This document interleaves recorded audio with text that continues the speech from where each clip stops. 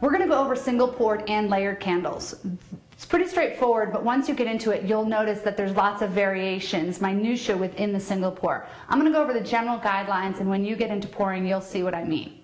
So to start with, you're going to have to melt your wax. You want to do that at least a couple hours before you plan to make your candles. I also prep my molds during this time and get my area ready so that when the wax is melted, I'm good to go and I can get started. So let's do that.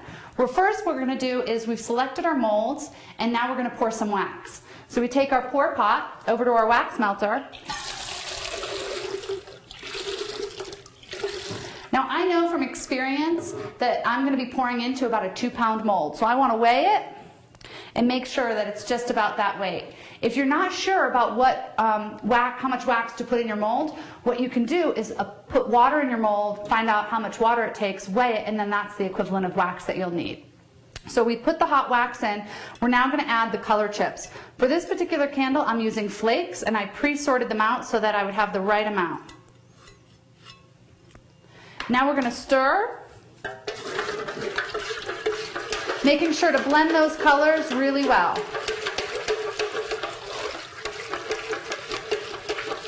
Excellent. After the color, we're going to add a little fragrance.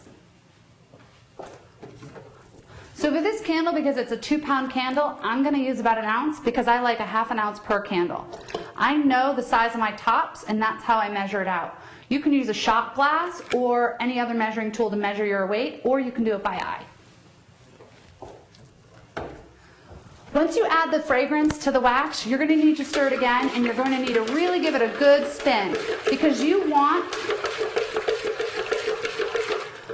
your wax and your scent to blend well, and this is only going to happen if you stir vigorously. So let's stir again, just to make sure. Alrighty, looks pretty good.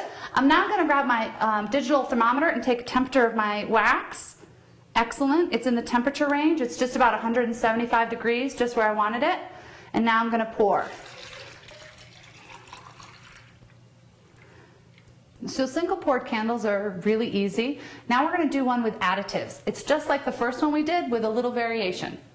We're going to grab our pour pot that I've been keeping warm in my bain-marie, and we're going to grab some wax. Now this is about a 2.5 pound candle.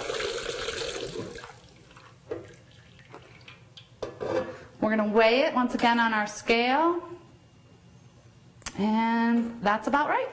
So now we're going to add the color chip and the additive. You add the fragrance last, and you always add it last because the heat of the wax can dissipate the fragrance. I'm just going to add a healthy tablespoon. I just want a little bit of modeling with this candle, not a whole lot, so I'm just being a little bit more conservative. Now I'm going to blend this together. Remember, blend well. And add my fragrance.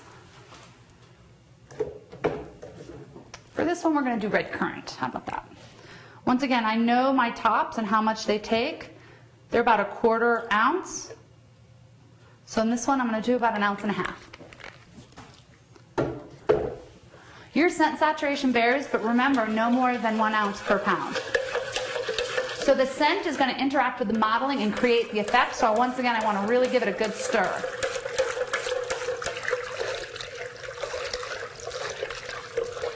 Alrighty. And here we go. When I pour, you'll notice that I'm moving it around. That's because I want the temperature to be the same throughout the entire mold. There you go. Easy peasy lemon squeezy.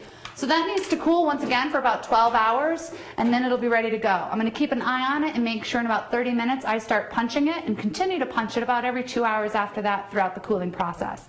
Once it's all cooled, it'll be ready to top, and it'll look just like this.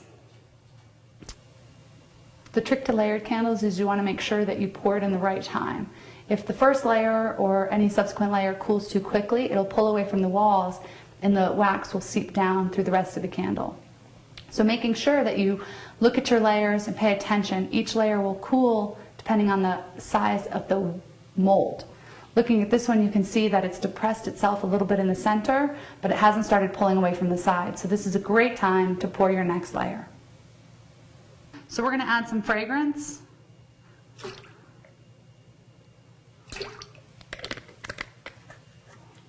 And we're going to stir again. I'm actually going to take the temperature of this wax because as a layered candle, you want to be really careful about the temperature that you're pouring at. Perfect. We have plenty of time. Perfect. It's about 160 degrees. I actually don't want to pour this as hot as I pour a single pour candle because that can break through. So anywhere from 160 to 170 degrees is a really nice temperature to have for your wax when you're pouring a layered candle. Looks good there. So now we're ready to pour. We've added our color, we've added our fragrance, and we've checked the temperature. So we're going to go to the mold and we're going to top our first layer. Now we already have wax in our mold, so we want to make sure that this hot wax doesn't puncture through. So to help with that, I'm going to pour this wax indirectly. Hitting the stick before it hits the bottom allows it to cool off just a couple more degrees. And I overpoured. But that's okay because I can keep this and melt it down and use it for my punch later. So a little extra wax isn't that big of a deal. Another fun thing that you can do with extra wax if you don't need it for punch for whatever reason is if you have extra votive or small molds, you can actually pour extra little candles. There you go. So you want to pour your wax to just about a ½ inch from the top of your mold. This will give you a little extra room to add your punch at the end, which we'll go over.